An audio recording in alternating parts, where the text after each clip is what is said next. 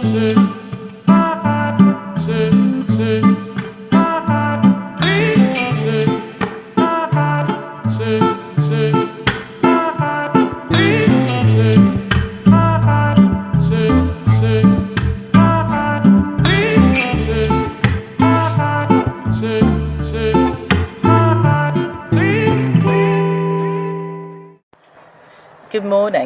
morning. Janice here from Caribbean Garden Life, and as you can probably tell, it is early morning. I've been told my eyes look a bit tired, but I wanted to do a walk of the garden because one thing I realised, I haven't done an update for a long time.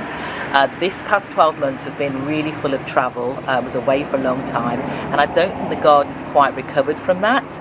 But now we're coming into the cool season, because we don't really have fall season here, but it does get a little bit cooler. I wanted to start getting the garden prepared.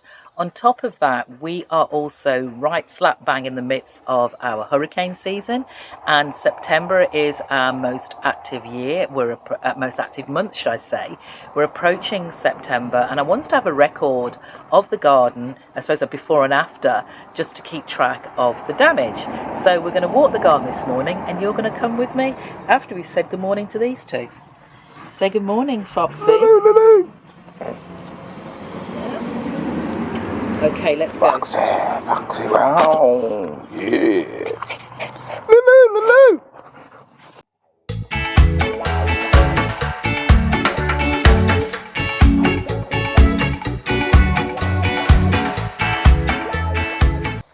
So we had a lot of rain unusually this year, and what has really benefited from that has been the breadfruit. It has grown exponentially. It has given us some gorgeous, beautiful fruit, which we have given away. It's so tall, we can't actually get to the fruit at the top of the tree. So this is probably one of the things, we've got to do some cutting back of a few of the trees in the garden, and this is one of them. You probably can't see, but there's fruit so high up that the only way we'll get it'll come down is once it ripens and falls off the tree. But so breadfruit, you can be eaten at all stages. You can eat it when it's very young, when it's still young. You can eat it when it's ripe, when it's all green. You can eat it when it's mature. So when it's mature, it tends to have the brown patches on it. This is starting to go there, so it has the brown patches. And the last stage you can eat it is when it's overripe. And when it's overripe, it becomes very, very soft, very, very sweet. When it's in the ripe or the mature stage, you can use it like pretty much like potatoes, like a starch. So you can mash it, you can chip it, you can fry it, you can roast it, and there's a variety of ways you can use it. But when it's ripe, when it's overripe, it becomes more like a custard looking, and you can use it in cakes, desserts, sweets. It becomes very, very sweet at that stage. So a very multi-purpose fruit. Here we have the custard apple. This took a while to catch on to it. So I'm not a big fan of the fruit, to be honest. I love it. You can tell the winds blow from a certain direction, which is why the tree again has kind of blown and leaned to the side. With all the rain we've had again, this has started growing prolifically. I'm going to wait till it fruits. It's going to start fruiting in the cooler weather again. You'll probably see little bits of fruit, pegs will start the fruit. And once that has fruited, I will then cut it back. So it's again manageable and a bit tidier just to manage. Here you can see the remnants of the soursop tree. I was coming to that. I had to cut it back, but we had Tropical Storm Ernesto come through, and the one casualty of that storm was the soursop. It's a shame, it's taken us a while to get it to where it was, and it had actually started fruiting. But as you see, it was too much. The storm was too much for it, so I had to cut it back. But these trees, as we know, are always very, very resilient. So I've got no doubt that it's going to grow back. The sour orange tree, again, this took us years, you've probably heard in previous videos, to grow. We've got fruit on it, we just use it for cooking. It's not really good, well, I haven't found a use. People use it for cleaning and for some cooking, because I haven't really found any use. It's not an edible, it's not something I want to eat by choice.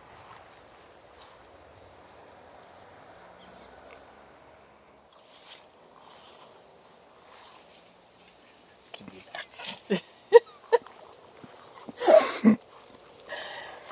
And we have our avocado. This fruited for us. Last year was the first year we got proper fruit. We've had the odd fruit before, but last year we actually, okay, good morning.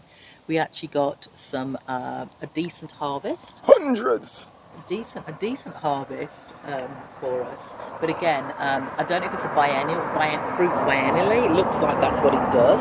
But in the meantime, it's still giving us a lot of growth. And it's something we need to come back again. Because I think it just needs trimming. It's just very untidy and unwieldy. And again, I don't want a situation where the tree gets so torn, the fruit's right at the top, and we don't get the chance to eat the fruit. So it just definitely needs topping off. So we need to find a good arborist over the next couple of months to really bring back the trees and tidy up the trees. The frangipani. Now, you looked at this a couple of weeks ago. This was in full bloom. It was gorgeous. The smell was lovely from it. But as you can see, it's a shadow of its former self. And why? Well, because we have the circle of life. So we have the caterpillars that come to pay us a visit every year, and this is their favourite tree. They will strip this back, but the tree is really resilient. And I said it's a circle of life because it grows back every year. And this is probably one of the only decorative trees we really have in the garden, apart from some hedging. I like it, but I'm not sure I always like the caterpillars, but as I said, it's nature. Walking across the garden, all this hedging needs to come back. It's, again, the rain. It's a much bigger job than I anticipated, and what we're seeing is it's growing into all the trees. So again, we need someone to come and cut it all back. It's a little while, it's a lot higher than I thought. I can see it up there. It's particularly high, it's grown right into the mango trees, and it's full of weeds. And this is also a challenge because if we get strong winds and there's nowhere for the wind to go because it's all blocked up, we've seen the damage it does to the fencing and stuff like that. So again, we still have to cut back. The mango. It's growing. It's not my favourite mango tree. It's not my favourite type of mango. This year has been particularly stressful for it because, again, the rain. I'm not sure. The weather's been different, should I say. The weather's been very different. So we haven't had the amount of mangoes we normally like to have or we normally get. Again, needs cutting back because it's starting to grow into the sugar apple, which is going gangbusters. And the birds love us for this because, as you can see, they often get to the fruit before we do. It's a real challenge sometimes. I have netted it up before in the past, but it takes a bit of time. There's a lot more fruit now, and I don't have enough nets. So I'm okay to share as long as they share, really. So there's some great fruit on that. We've got some grapefruit, and yeah, it's coming into the fruiting season. One thing I want to share with you, we are susceptible, as I said, to the weather. It's hurricane season, but we also have a number of regular outages, power outages. So my husband, not one to be outdone, has rigged us up a solar system that allows us to harness the power of the sun that we have 24/7 and use it at home in some battery packs. I've just bought mine, my own battery, my Blue Yeti AC70, which I can use in the garden to power the pumps, because I haven't showed you yet, but I have lots of water in there in barrels. Again, collecting water. Water is a precious commodity out here, so I use that to pump the water out when I need it. It saves me having to walk around with hundreds or lots of watering cans. That's what I'm looking, watering cans. So let's see what else is in the garden. What else we've got? We've got the Ackee. Now this is looking a bit sparse because I have spent the past 3 days picking Ackee. I can see there's a couple more to come off. It takes a bit of time. The people have very mixed reviews about Ackee because they don't really know how to use it.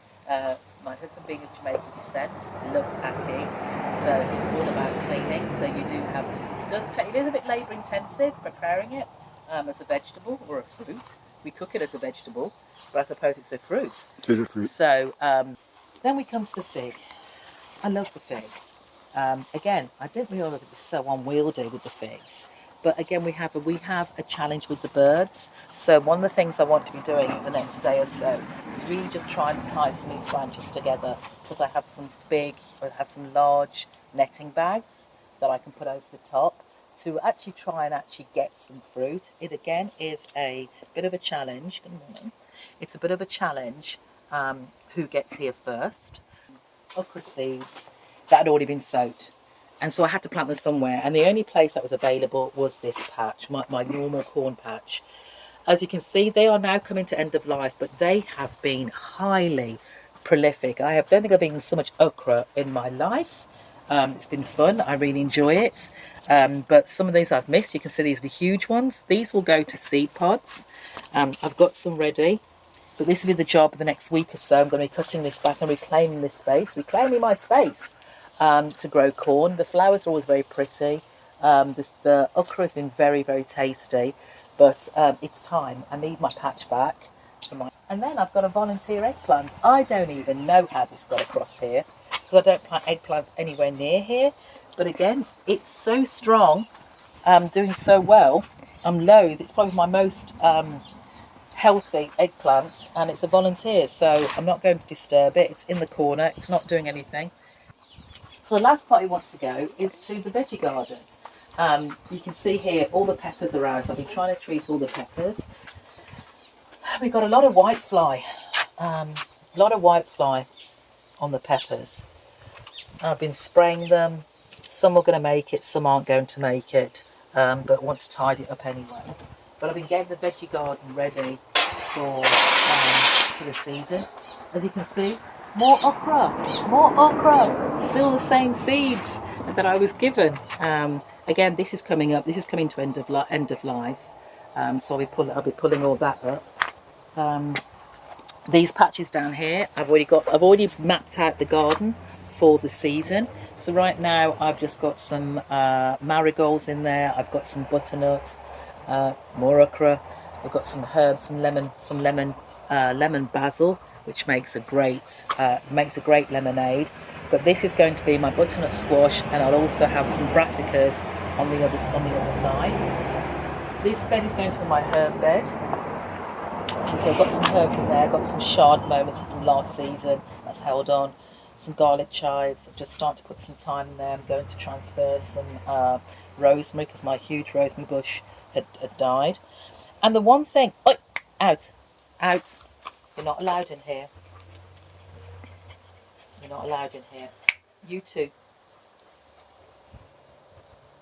Yeah, this is a dog-free zone for obvious reasons. And the one thing I tried this year, which I never knew you could do, was growing spring onions. Onions have been my nemesis. So my focus this year are two things: carrots and onions. Those are my gold vegetables that I'm going for this year. Going to have a real good go at growing. But spring onions, I didn't realise you could take the top or the bottom of bunching onions and replant them, and they will multiply. And these are starting to grow. So this will be my supply of green onions. I also started some from seed just there. They're a bit slow growing. So I'm really glad I found that. So keep my fingers crossed I get that right. So he's gone back into his shell. This is a giant African snail, and these are an invasive species on the island. We never used to have it, but now they're everywhere. So it's a daily challenge to keep on top of these. I don't like using snail bait again in the garden because of the dogs, but so I will hand pick wherever I can. Cassava, I use the bed for cassava because they're very low maintenance, very hardy, and yeah, they give you a lot of food, but it does take about 9 months. So I timed it that this bed should be ready by the time my fall or my cool weather crops are needed. The other thing we've got happening is the bananas. We used to have a lot of banana trees here, and again, because of bad weather and things, they got wiped out, but they're starting to make a comeback. I'm not sure if I'm happy or not, because I'd rather that side of the fence, because this is part of the vegetable garden. But what I have noticed is a lot more sprouting up. This will now be I did try and put some cassava in here, but I don't think it's going to work. It's competing with the bananas. I didn't realise with all the rain we've had, we're going to get them so prolific. But what you can see, if you look very, very carefully, is this banana is starting to fruit, starting to flower, which hopefully means it will give us some fruit. What that also means, however, because the wind has actually bent it back, is that we need to start fortifying that and propping it up so it doesn't fall over before the fruit has had time to form, because it takes quite a long time, probably about 18 months, I think, for bananas to actually fruit. So now we have two. We had one, and this second one came up from nowhere when I wasn't expecting it. Yeah, so that was a quick walk of the garden. As I've walked it, I can see there's plenty to do. So that will be my task this week. I'm doing a lot of clear up. As I said, I'm spending the next couple of weeks getting the garden ready for the upcoming cool season, so I can maximise it as much as possible and get as much produce as possible. What are you doing? How are you getting? How's your garden getting on? Share, let me know.